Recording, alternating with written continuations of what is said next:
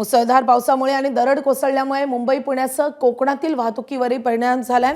या संदर्भातले 10 सगळ्यात महत्त्वाचे अपडेट्स आपण पाहूयात। पहिली महत्त्वाची अपडेट, लोणावळ्याजवळ दरड कोसळून रेल्वे वाहतूक ठप्प झाली आहे। मुंबई पुणे दरम्यानच्या 16 रेल्वे गाड्या आज रद्द झाल्या आहेत। तर डेक्कन प्रगती, इंद्रायणी इंटरसिटी आणि धुळे एक्सप्रेस रद्द झाली आहे।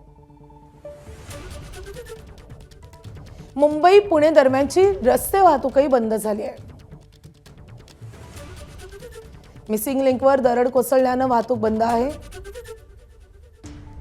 तर मुंबई गोवा दरम्यान दोन्ही बाजूची वाहतूकही ठप्प झाली आहे।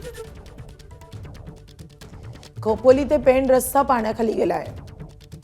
तर मुंबईत 3 मजली घर कोसळून 6 जण ठार झाले। मुंबईसह ठाणे, पुणे, रायगड, पालघर जिल्ह्यामध्ये आज शाळांना सुट्टी जाहीर करण्यात आली आहे। तर वसई विरारमध्ये अतिवृष्टी झाली आहे। सगळीकडे पाणीच पाणी पाहायला मिळतंय।